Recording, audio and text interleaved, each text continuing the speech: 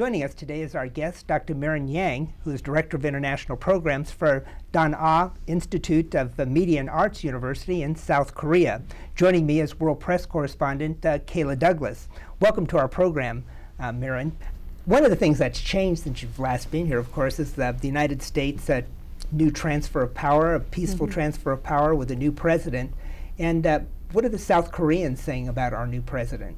Okay, and we really expect a lot from the new President Obama, and he's a role model to so many people, and especially for African American people. And we are coping with North Korea in these days, and as you've seen in the newspaper, they become very aggressive. So I hope Obama can play a very big role to settle down the peace and like everlasting peace in Korean Peninsula. So I think that he's capable of doing that too. So the thing that we expect a lot is settle down the peace between North Korea and South Korea. Let's talk about the aggression, particularly from the North. And since you're here, and this is a program that deals with the world press, and some interesting things happened this week. And Kayla has some questions she'd like to ask you about the international situation. Okay. So the people of the United States are actually cognizant of the North-South conflict that is going on right now. We now hear that North Korea is actually going to go ahead and build some nuclear weapons.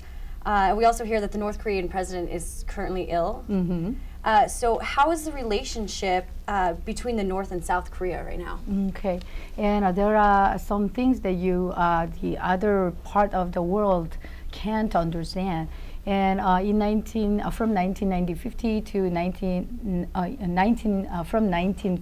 1953, and we had the Korean War, and it was like a civic war. So we had to kill each other, and we are the same race, but.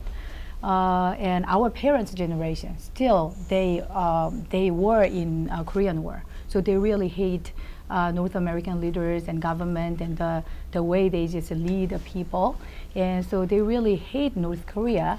But among the young generation, they have more friendly feeling about North Korea, because even though they really hate the leader or the government or the way they lead people, but still.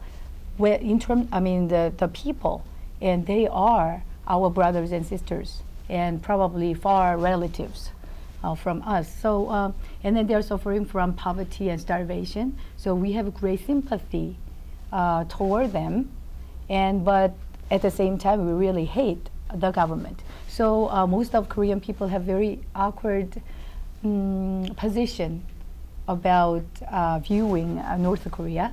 So sometimes we really hate them. Sometimes we are really sympathetic to them. So that's why some Korean people have different positions based on different situation.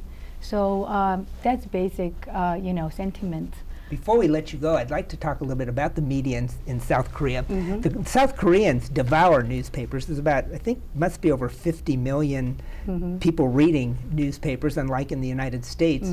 But in 2005, I recall, the president of South Korea was very concerned. He thought the newspapers were becoming more powerful than the government. Is that still the case, or is that calmed down? Or? Yeah, so I think the media is very powerful in Korea, and it's because, like, different from America, Korean people are basically same race. And then the way they were educated and the traditions are very similar, family to family. But compared to Korea, and America is kind of melting pot, and they're from all different places, all different countries, all different areas of the world. So they can develop, while they're growing up, they develop the view to look at different cultures, and they are really open to the different cultures.